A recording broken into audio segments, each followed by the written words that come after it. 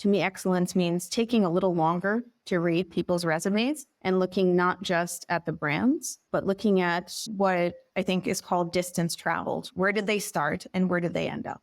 Did they have an outsized mobility from point A to point B? Even if they started somewhere that's not very impressive, is it impressive that they got to where they got? Welcome to Offer Accepted, the podcast that elevates your recruiting game. Your host, Shannon Ogborn, interviews top talent acquisition leaders, uncovering their secrets to building and leading successful recruiting teams. Gain valuable insights and actionable advice from analyzing cutting-edge metrics to claiming your seat at the table. Let's get started. Hello and welcome to another episode of Offer Accepted. I'm Shannon Ogborn, your host, and this episode is brought to you by Ashby, the all-in-one recruiting platform empowering ambitious teams from seed to IPO and beyond. I'm really excited for the folks that are here today and the topic. We have Aline Lerner and Michael Mroczka. Aline is founder and CEO of Interviewing.io, an anonymous mock interview and recruiting platform that has helped tens of thousands of engineers practice technical interviewing and land their dream jobs. And Michael is a Google software engineer, is one of the highest rated mentors at Interviewing.io. He has a decade of coaching experience, having helped engineers get into popular tech companies like Google and Facebook. And after receiving multiple offers from tech companies early in his career, he really enjoys teaching others proven techniques to pass technical interviews. Michael, Aline, thank you so much for being here with us today. Amazing. Pleasure. Thanks for having us. So just to give folks a little bit of a brief background on you all or what you're currently up to, let's start with Aline and then we will go to Michael. I've been running Interviewing.io for the last 9 years. Our mission is to make hiring efficient and fair. And what that means to us is making it so great engineers, regardless of how they look on paper, can have access to any company that they want. And it also means cutting down on time to hire and cost per hire and helping companies talk to the right people. Yes, I love that. What about you, Michael? Yeah, and I'm one of the interviewers on Interviewing.io, and the goal is just to help people get hired faster. I think a lot of people spend a lot of time studying and doing interview prep. Honestly, it's really effective to just get in front of somebody and have some feedback, get feedback from companies or people at companies. So it's like, what was I missing? Totally. I'm super excited for both of your perspectives, but Michael, you're actually the first software engineer who has been on the podcast. So I think people will be really excited to get some really interesting perspectives here. But Aline, I know that you all write a lot of articles and blogs, and you come across certain challenges that are happening in the space today. What big challenges do you think are really facing the TA space as of late? I can think of two big ones, and I think we'll be talking about one of them today, but I think the other one is also really important to mention. And I got the numbers for this actually from the Ashby report. So it's coming full circle. I think the first big problem is these days, because of the vast and very unfortunate recruiter layoffs, there are fewer recruiters dealing with a lot more work, both in terms of inbound candidate volume and sourcing. I think for inbound, it's like there are 2x or 3x fewer recruiters dealing with 2x the candidate volume. So that's insane. And that requires a lot of workflow changes. The second thing is the effect of AI on recruiting. I think both good and bad. But one thing that Mike and I have learned through some of the experiments we've done at Interviewing.io is that it's surprisingly easy to cheat in technical interviews using tools like ChatGPT. We don't know how many people are cheating, but we expect those numbers are going to go up, and it's probably already higher than you think. So how will interview processes have to change to accommodate that? Yeah, that's so interesting because in another one of our reports, so I think you were talking about the recruiter productivity report, in another one of our recent reports about candidate sourcing, we found that folks who use Ashby's AI tokens for outreach had a significantly higher response rate. And so it's this interesting push and pull of should I be scared of AI? Should I not be scared of AI? And I personally think, and I would love to hear your all's thoughts, I think it's just an eyes wide open situation. You have to really understand the good, the bad, the ugly. You have to understand what you're dealing with and work around that, not avoid it. But I think if you go at it kind of full force and get into it and know the circumstances, you're just going to be better off. I couldn't have said it better myself. Amazing. I would love to get both of your perspectives on this, especially when it comes to cheating in technical interviews. There's some roles that I think it would be a little bit more difficult for. And I know the study that you all did was really focused on technical interviews. Michael, maybe you first. I would be curious to hear about, why do you feel like this is an important topic to focus on, or why should recruiting teams really and hiring managers really be looking into how this impacts their team? Yeah, for decades now, software engineers specifically have been given technical interviews to go through, and it's been a contested way to screen candidates, but still very effective. We ask technical questions, and depending on how the person does, it gives us really strong signal as to how they'll do on the job. And the issue with that now is anyone can go and ask the question to ChatGPT and get an answer. And if it's a publicly available question, I'm tipping off what the study reveals, but if it's a publicly available question, ChatGPT is really good at answering it. And that's really dangerous for hiring. So if we have people hiring based off of this and they're not carefully checking if people are cheating, they're going to get a lot of maybe just unfit and unqualified people for jobs, which isn't good for anybody. 100%. I like that you use the word contested. That's probably the best word that I've heard used for these types of technical interviews. Aline, do you have any thoughts on why this is so important? I'm just going to echo what Mike said. Yeah, totally. It's such an interesting thing. And I think we're going to get into the results here in a second and review what happened and what it means for recruiting teams. But I would love if one of you could walk through what the experiment was, what the setup was, and what you were really hoping to answer by doing the experiment. I can start, and Mike, please jump in. So I think contested is the right word. A lot of our users have very strong feelings about these kinds of interviews. And I think a lot of our interviewers, including Mike and others, do as well. I loved what you said about going into things with your eyes open, because I think interviewing is similar, right? Technical interviews are a tool, and they can be used well or they can be used poorly. One of the unfortunate things that we've seen in recent years, especially as the market has gotten more and more difficult for candidates and recruiters as well, is that interviews have gotten a little bit more ridiculous. I would say that there's a little bit of an arms race that comes with them, right? There are fewer jobs, candidates are practicing more, they're memorizing more and more questions. Over time, it's like the frog being boiled, right? The bar is slowly going up, even though interviewers may not even be consciously aware of it.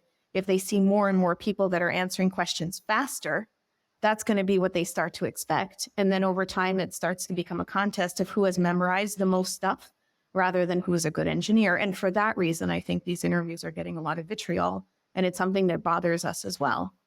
So with that as background context, when we saw what ChatGPT was capable of, we started to ask ourselves, is there a world where this can actually have some good side effects for our industry? Can ChatGPT as a cheating vehicle be a forcing function for improving and de-escalating the technical interview arms race? Wow, that's a really interesting thought. Michael, anything to add to that? I think that's well said. In this whole experiment, we were trying to see whether or not these, like if ChatGPT could accurately handle something like a new question that it hasn't seen before, because a good engineer that like understands the principles can take the same idea and apply it in a different way. It's like math. If a formula and you use different numbers, you should still be able to do it well. So it's a good way to see, is ChatGPT gonna be able to handle it, and is this a good screening tool to still filter out candidates? So I think it's been fun so far. Selfishly, and I can talk about the setup, but we were selfishly hoping that ChatGPT would be excellent at cheating because that would be the push that many companies would need to improve their interview process and questions. So here's what we did. We have hundreds of interviewers on Interviewing IO, and we recruited some of them to be part of a study. We just told them that we were trying to evaluate the efficacy of like different kinds of interview questions. Then we recruited some candidates and said, you can get free mock interview, whatever it is, if you participate in our experiment. Then we split our interviewers into 3 groups. So the first group was told to ask questions from lead code verbatim. So many companies actually do this, right? I think Meta is the big offender in this realm, like where they literally, there's like a list of lead code questions on lead code that Meta asks and you just memorize them. Not to trivialize, it's still a lot of work and it's pretty painful. But so group 1, asking questions verbatim pulled from lead code. Group 2 was take a verbatim lead code question and then give it a little bit of a twist. Not a lot of a twist, just a little bit of a twist. And finally, group 3 was ask a completely custom question, a question that you would not be able to find on lead code. Mike, I'll tag you in. What happened next? Yeah, at this point, there were a handful of things we were curious about. Like we wanted to know, could people actually get away with cheating? The interviewers didn't know they were going to try, so they weren't tipped off about it. But could the interviewees do it in such a way to where it wasn't very obvious that something sneaky was going on? That was the first question we wanted to know. And then the obvious second question, is there an impact on the question type that we ask for ChatGPT? Is it better at one or worse at the others? The control for this, just to give you a baseline, is on Interviewing IO in general, the pass rate is about 53% of people pass. So it's a little bit better than half. When we ask verbatim questions, the study showed that 73% of people were passing. So verbatim questions definitely greatly. Let me just jump in. We had told candidates that it was their mission to use ChatGPT during these interviews and to try not to get caught. Yes. Yep. And we purposely asked them, don't rely on your own skill set. Use ChatGPT and be as sneaky as possible. We even gave some tips for how to cheat better. When we looked at the modified group, that second group, where it was a lead code question that was just slightly modified, about 67% pass. So that's still actually quite high. So if you just modify the question a little bit, ChatGPT is really good at still getting the correct answer. And then if you ask entirely custom questions that do not exist online, this is the crazy bit, 25% pass. So it's actually a better screening tool to screen out candidates than even just the normal control was. 25%, big difference. So that was a huge revelation in and of itself that we could talk about for a second. But like I said, there was one other piece to this, and it was how many people were caught cheating. So on average, we polled people ahead of time. We asked and we said, how many people think 10% will pass, 50%, 40%? There were a lot of different numbers thrown out, but believe it or not, there were 0 out of all of the interviews that we had, 0% of them were caught. No one was caught cheating, which is a huge revelation and definitely a scary thing to say. So it's actually kind of alarming. Much easier. I think we even asked interviewers some prompting, pretty crimey kinds of questions where it's like, was anything weird? Did you notice anything? How confident do you feel about your assessment? And nothing out of the ordinary. Nothing at all. Crazy. And when we asked, we actually prompted them in 3 separate places just to see if anything odd was going on. And there wasn't anything weird in the responses. At best, people thought that they were maybe a little bit nervous or were perhaps a little slow, but nothing to indicate cheating, which is scary when you think about it. That is, because I always, in these cases, I actually also wonder about what motivates a candidate to cheat, because will they really be set up for success in the job if they can't pass the interview? But that's like a whole nother can of worms. So you get these results. Did you report the results back to the people who did the interviews? Were they like blown away? We did reveal at the end, and we said, sorry, gotcha a little bit and apologized. And we did let them know when the article dropped. And a couple of people wrote back and were super surprised by it. But I think for the most part, we treat our interviewers like guinea pigs, and they knew it was part of some kind of experiment. So I don't think they were too shocked at the fact that it wasn't what we said it was going to be. Absolutely. Definitely. Wow. I would be like, damn it. I can't believe I didn't catch that, because I think a lot of us would like to think we would know, right? We would recognize it, we would know it.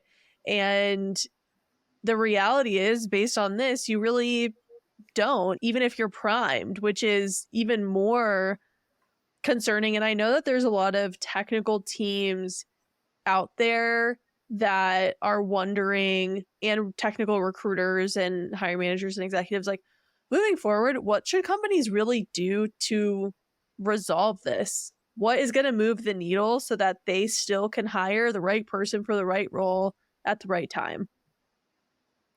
I think maybe one other note on cheating, and I'm not going to name these tools because I think they're gross and I don't want to draw any attention to them.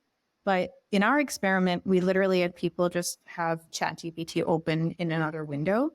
There are tools out there that will listen to the audio of your interview and figure out what questions are being asked, and then just feed you stuff. So you don't even need to like interact with ChatGPT. It'll just be this like streaming cheating thing in front of you. Again, I'm not going to name it. I think it's gross, but that I would expect. We didn't use that in our experiment. I think it's even more damning that even with having to cycle back and forth between ChatGPT and the actual interview, nobody could tell that they were cheating. But with something like this, it's probably even easier. And this is out there.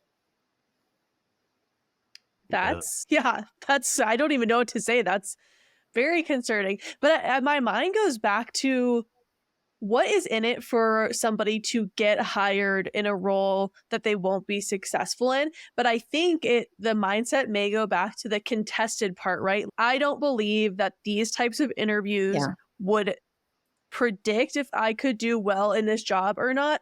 So F it, I'm going to cheat because I don't believe in prepping for these questions. I know I could do the job, so if I just get it, but I'm like, oh my gosh, the mental gymnastics my mind is going through right now is just like hopping all over the place. I think Michael, that's exactly the mentality. That is exactly what people are thinking. They're like, this is an unfair system. The system is screwing me, so I'm going to screw it back. Yeah. And I think just to add to that, like you've said it twice now that you're like confused by the motivation, but I want to remind you that some of these are like high six-figure salaries that are at the end of these. I mean, even if I've heard people rationalize this in like on our Discord and talk about it and say, heck, if I could get a $500,000 salary and just last for half a year, that'd be really great. Like some of these people I don't think they're just like saying, if I can dupe 4 companies into hiring me for half a year, that's worth it. So I think sometimes motivation is a little short-sighted. And there's also the other flip side to this, where I think a lot of people think the only people that are passing these jobs are people that went to Stanford and had private tutors coaching them on this kind of stuff. And that's not true, but it is a perception that there's no way to get in unless you already have some sort of elite education of some kind. Yeah, like I could see somebody thinking, this is the way to level the playing field. Right. And there are so many flaws about the system that I could see why I have so much empathy for why somebody would think that. Yeah, there's this quote. I don't remember who it's from, but it's, if you're not cheating, you're not trying.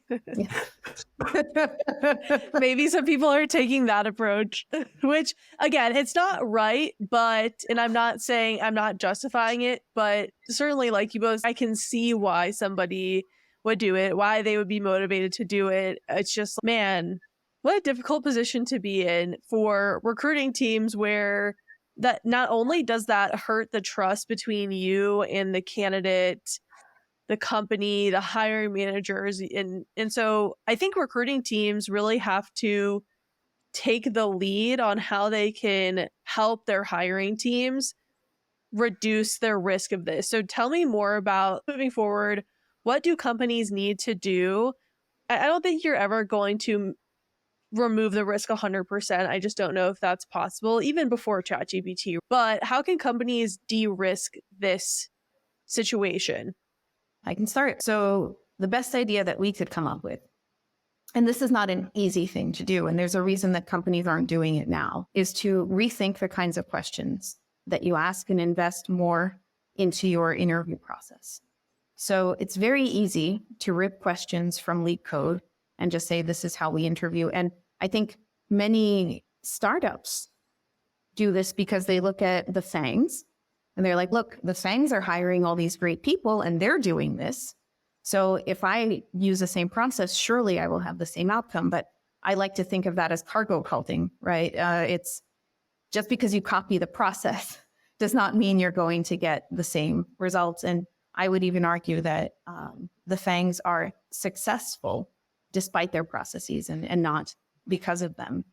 So this would involve taking a critical look at what questions you're asking during your process and removing anything that you can find on Stack Overflow, because that's what ChatGPT was trained on, right? Remove stuff that's easily available on leak coding. That's what ChatGPT was trained on. And think about the kinds of work that you do every day. I'm not saying you should move away from algorithmic questions. I believe that in the right hands and when asked well with a good interviewer, those questions can carry tremendous predictive signal.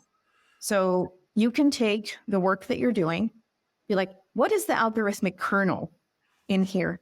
All right, let's take that and let's put it in the context of stuff that's unique to my company. One thing that I've suggested to companies in the past is for their eng team to create like a shared doc. And every time an engineer on the team does something they're proud of or is interesting or is cool or just something that makes them want to brag to their team, just jot a little note in there. And then those notes can become the jumping off point for crafting truly unique questions. I'll turn it over to Mike now. I'm sure there's a lot more to say. I totally echo what Aline says on that. But I think one of the important things I just want to really touch on even more strongly is it's been misinterpreted. If you were to go and look and see who was talking about this study that we did, this little experiment has got a lot of people making headlines on like blind.com and other anonymous software engineering forums and stuff like that, where this is the end of data structures and algorithms. Finally, we don't need to care about these stupid interviews and like things like that. And that can't be further from the truth. Remember that custom questions arm that did really was actually still data structures and algorithms. It just happened to be data structures and algorithms that was divorced from toy problems and focused a lot more on real world problems. It was like the Netflix engineer that had solved a bug on the front end that then took that front end bug, simplified it, and then put it into an interview question. It was like using actual experience from the job, showcasing on the job skills, but then also wrapping it into a data structures and algorithm focus. So we can't abandon those altogether. So I'd say the companies can't do that, but they need to stop asking questions that are so easily seen online. I agree with Aline. If it's online, it's what ChatGPT was trained on. So it's not going to be a good thing to kind of test candidates on. There's also the other obvious thing, which is we could do in-person interviews again. I don't think that they have totally gone away, and there's certainly pros and cons of each, but that's the other obvious thing. If you're really not sure and you want to be super sure about a candidate, maybe have at least one of those rounds be in person. But more than anything, I think you'll find that different companies have vastly different processes around gathering questions. And some of them care an awful lot about asking unique questions. Google actually isn't really affected by this very much because they strive to ask questions that do not yet exist on LeetCode. They're well known for asking new, unique questions. It's what makes their interviews so difficult. But other companies, and I don't want to pick on any in particular, but there are other even FANG companies that specifically take, it's well known, if you solve the top 100 questions on LeetCode, you're going to get one of those in the interview, and that'll be like the secret, the trick in. And now that's no longer the case. And it's if they stop asking those and they pivot away from that, they're not only going to prevent people from getting in because they've memorized an answer, but they're also going to prevent people getting in because they've cheated. Definitely. Yeah, I think if companies were to move in this direction, candidates would feel less vitriol toward this process, right? Because if they're actually solving real work, you can't say, this isn't the work I'm doing every day. No, we actually just solved this problem. I think that another added benefit would be that interview questions that harken back to the real work are better selling tools. If you can see the kind of work you'd actually be doing, it's going to stick in your head and you're going to get more excited. And especially as a smaller company, if you're fighting with larger companies for candidates, one of the ways that you can win that war is to have a bespoke, thoughtful process that feels more personal and feels like you put more effort into it. That's probably not going to override below market comp. But if you're paying decently well, this is the kind of thing that can tip candidates into accepting your offers rather than a thing. One thing we haven't touched on yet that I think is just important to call out because it's elephant in the room is I've seen some recruiting teams work very well with their partner eng teams. And then in other cases, I've seen a lot of tension between the two, right? There's tension about scheduling and tension about how much time the hiring manager can put into things. So I think it's a lot to ask to say the recruiting team has to be at the forefront of changing what kinds of questions engineers ask when those questions have to come from engineers and you have to get eng leadership buy-in for this. But I'm hopeful that some of this data will help you get that buy-in and at least start that conversation. Totally. Recruiting teams can be the catalyst without necessarily being the owner of creation and things like that. I actually had, Aline, to one of your points about it being a selling point, I had a great previous conversation on the podcast with Heather Doche from Signal Fire about structured interviewing and how she approaches structured interviewing is when you get into an interview, you explain a little bit about what is the intention of this interview, where companies could say, if they have these custom questions, this is something that we solved just last week. And so these are some of the things that you would be encountering, the types of problems you'd be encountering.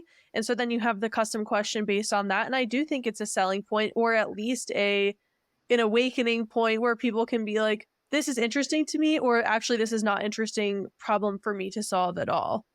Yeah. And it also shows some kind of value symmetry, right? Where if a company has put effort into creating these questions, it shows that they value and respect your time. Whereas if they pull some stuff off of Leak Code, they're saying, we're not even going to take an hour to come up with questions that would excite you because we're so confident you're going to want to work for us anyway that we can treat you like shit. That's the underlying message of some of these questions, I think. And to piggyback on that, but to add, I really think that it's maybe undersold just how refreshing it is for engineers to see questions that are more like this. One of the things we let people do is we let them leave comments afterwards, after they took the survey at the end of the experiment. And there was consistently many people, basically everyone that got a custom question said things like, this is a quote, always nice to get questions that are more than just plain algorithms, way more fun and interesting. It's just, people really enjoy this kind of thing. It's actually, let's do work together and solve a problem. And it's also cool because people see, like I said, that Netflix example, they see a Netflix engineer, they want to work at Netflix, and then they actually get to do a problem that a Netflix engineer did and see, could I do this? It's personally validating in so many different ways that I think we're not really thinking about in this industry quite yet. 100%. One sort of itching question I have is, how often should teams change their questions? Because the questions can end up on Glassdoor or on Stack Overflow or on various other websites about people talking about interviews, Reddit even too. I think if you choose good questions and if they have several parts to them, and if those parts are a little bit fungible, depending on what the candidate says, the more open-ended the questions are, the less it matters if the candidate knows the question going in. So those questions take a lot of time and effort to craft, but the good news is you can use them for a lot longer than you would if it were a fairly straightforward question with maybe one or two possible responses. One of the things that we've seen our users enjoy in terms of kinds of questions are questions that do what's called layering complexity. So you start with something fairly simple, and then you're like, now let's switch it up this way. What would you do? Let's switch it up this way. What would you do? And that can be much more engaging for the interviewer as well. To Mike's earlier point, that's a better way to see if two people can be smart together and collaborate. The more open-ended question is and the more kind of add-ons and twists you can have, the longer that question can live. And I think maybe time's not the best way to look about keeping a problem as well. There's a lot of things that kind of go into it, but depending on hiring volume, if you're not asking the question a lot, or if you have one that's like for final round interviews that are on a whiteboard, you can go much longer than if it's a place where they could potentially cheat. If we're worried about cheating, really, I think it's more important to focus on, is this question something that, like Aline said, is it scalable? Can I change it a little bit? Can we get something different? And I just remembered one other thing I just wanted to touch on. You'd asked previously about what can companies do differently. So one of the favorite things that we've heard of people doing is this idea of inviting an engineer to come in or log into a specific server that they can then, from that server, play with building some small toy application. So engineers can reset the server and make it the same environment for people every time. They get a chance to see what the code base actually looks like and solve the bug in the exact same way. That's super cool. And if you take the time to do something that's that complex and set up something that complex, it also has a huge longevity component to it, because it's actually much harder for people to just take a screenshot and be like, this is everything that I did in it, and get past it. So yeah, lots of interesting tidbits there, I think. But yeah. Yeah, that's such an interesting point. So when I was at Google, I was working specifically on hiring women in tech, and I remember some feedback from interviewers so vividly of, there's many ways to answer this question. The person didn't answer it how I would answer it, but they answered it really well. I actually learned something today because they answered it in a completely different way than I would. And so when there's multiple answers, I feel like that makes it more interesting, not even just for the candidate and their thought process, but also for the interviewer. I think it's really important that our technical interviewers have a really positive experience and association with the interviewing process, and are like, I don't want to be here. I'm not motivated to be here. This is like my worst nightmare. Because then that person actually, I feel like, will be more motivated to see if a person is cheating or something seems off, or they're more invested in that person, like joining the company. And so I feel like it's really important to think about how this also impacts, and Mike, you may have some thoughts on this, being a technical interviewer. On the interviewer side, I feel like this could positively impact someone on the interviewing side, or they could say, oh, is it really worth it if people are going to be cheating with these other types of questions? Right. No, I completely agree with that. I think when you're asking a stock question and you have to continuously ask the same stock question every time, and then watch people. You're just a robot. Right. They're stumbling in the same place every time, and you're giving the same hint every time. It's like kind of boring. But if you can be like, of course, you're going to sit on Reddit and have Reddit open in another window. Right. And unfortunately, I know a lot of interviewers that have done that. Not really so much at Google, but like even at Google, unfortunately, it does happen where people are like, I'm only half paying attention because this is the 400th time I've asked this question and this person's not doing particularly well. But I do think there's a huge advantage to being able to bring in your work and custom build a question about something you did, because you're naturally more invested in it. You want to see how they do it. And if you're actually talking about like brass tacks of what would you do, like you could easily then modify the question and be like, oh, that wouldn't have been possible because there's also this server configuration here or something like that. So you have more domain knowledge and you can actually talk about it more intelligently. It's just more fun overall. This makes me think of one other thing companies can do as well. And perhaps this could be its own podcast, but to be succinct, I think part of the reason that candidates are disenchanted with the current interview process, interviewers are checked out, is because companies don't provide good incentives to their interviewers, right? Very few companies include interviewer performance in their promotion packet, right? There's actually no incentive to conducting interviews because it takes you away from your core day-to-day work. And there's a big cost with being interrupted when you're an engineer. Rationally, the fewer of these you do, the better for your career. How can companies rethink that and incentivize question creation, engagement, right? I expect Ashby tracks interviewer metrics. How can you tie some bonuses or comp stuff to that, or promotions? Right? The companies where I've seen interviewers care a lot are where there's one engineering leader that just really cares about this. It comes from the top and it's infectious. I think early Dropbox was excellent at this. They put so much work into their interview process. I'm saying early because maybe it's still great now. I just don't know. But there has to be some support for this from the top, and it has to practically come through in how people are incentivized financially and otherwise. 100% agree. It's such a good point. And as you said, that could definitely be like a whole nother episode. Tying sort of a bow on this before we move on, any other sort of last thoughts about AI, cheating?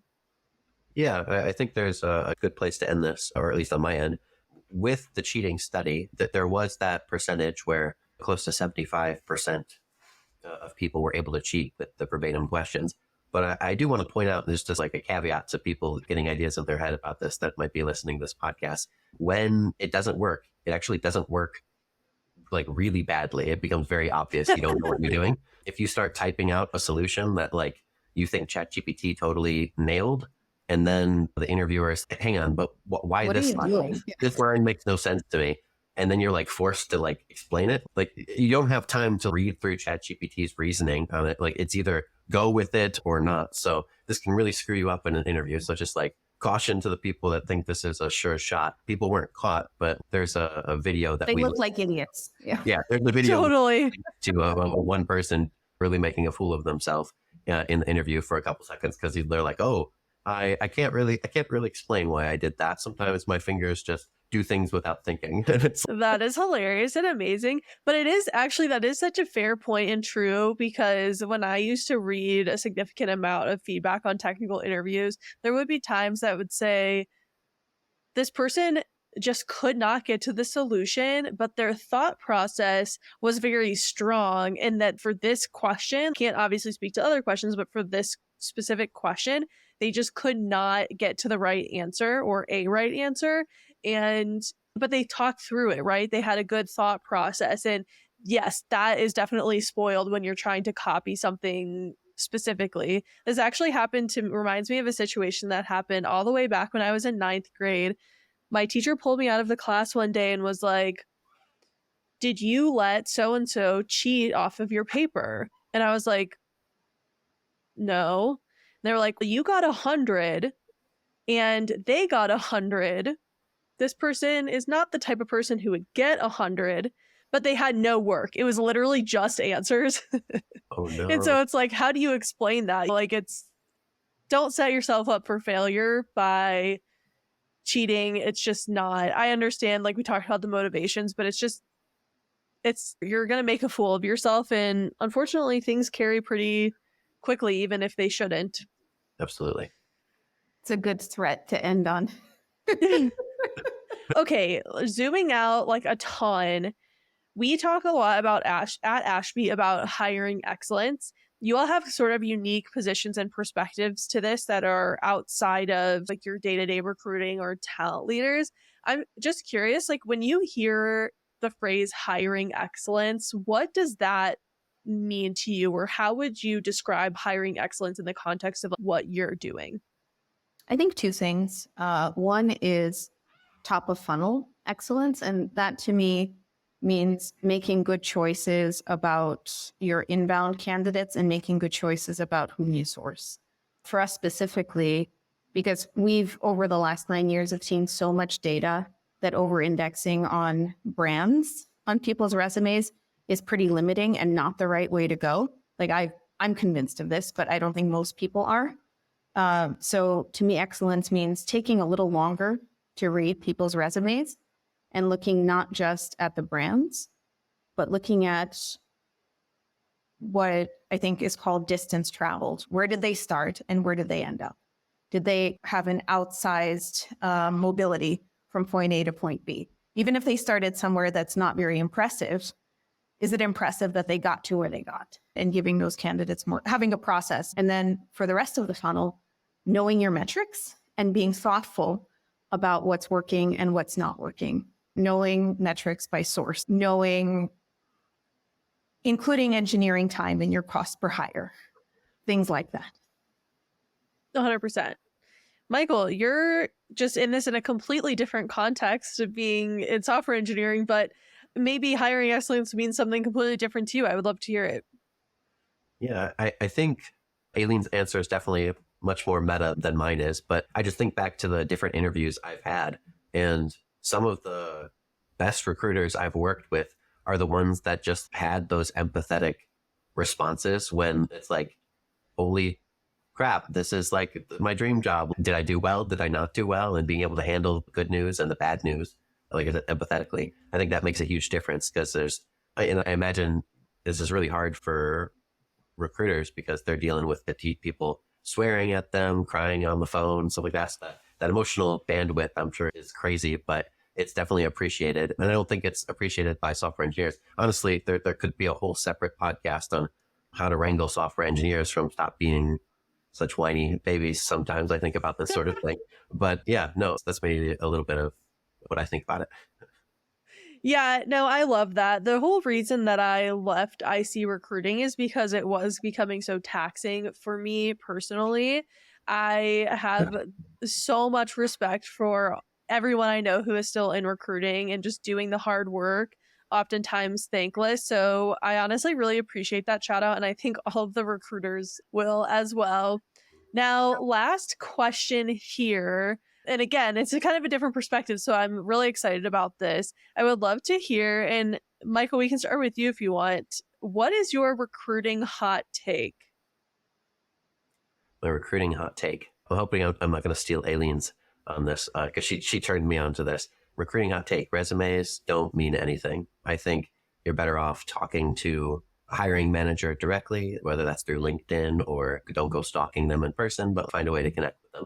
And then try and get in that way, because resumes, what Aline said, the brand name on the company, those bullet points, they don't mean much in today's day and age. Like, so many people look the same. So that's my hot take. Yeah, I think the flip side, I agree with that. And I'll talk about it through the lens of the company. I wish that recruiters would spend more time reading resumes and would spend less time focusing on brands, and would actually read more of the bullets and the achievements. Does this person have good spelling and grammar? Do they sound thoughtful? Can you clearly tell what they did? I know that's asking a lot, but that's my hot take, because we have a lot of data that shows that stuff matters more. 100%. I mean, on the flip side of that, for the candidate side, I review probably 100 resumes for free every year. It's just something I feel really passionately about. I guess my hot take is that I don't think people should have to pay for that, but I respect people who do that as a profession and are really helping people. But the thing that I've noticed is that I would say probably 80 to 90% of them are just so bad that it's no wonder that people aren't getting contacted. And that's not a knock necessarily against the person.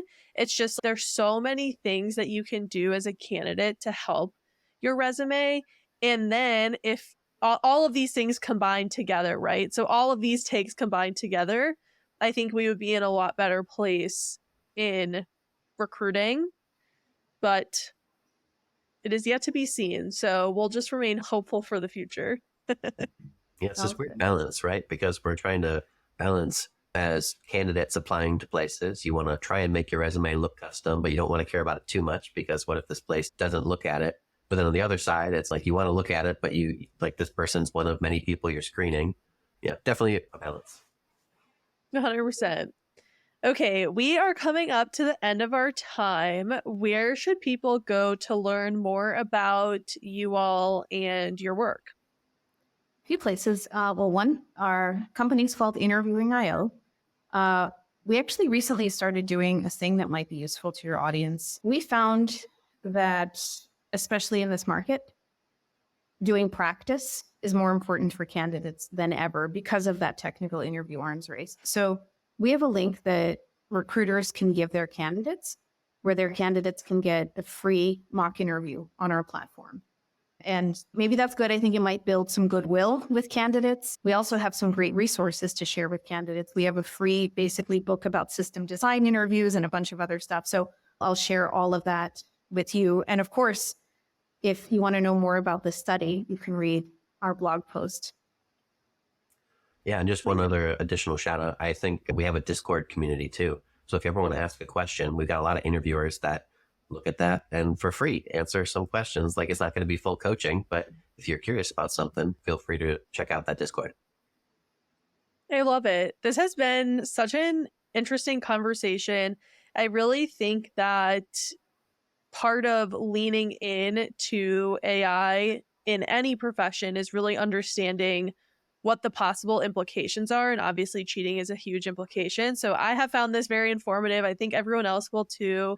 Aline and Michael, cannot thank you enough for joining us on Offer Accepted. Really appreciate you spending some time with us. Thank you all for listening, and we'll see you next time. Thank you. Thanks a lot, Shannon.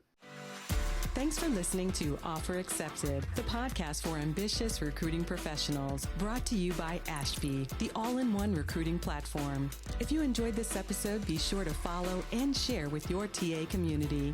We'll see you next time.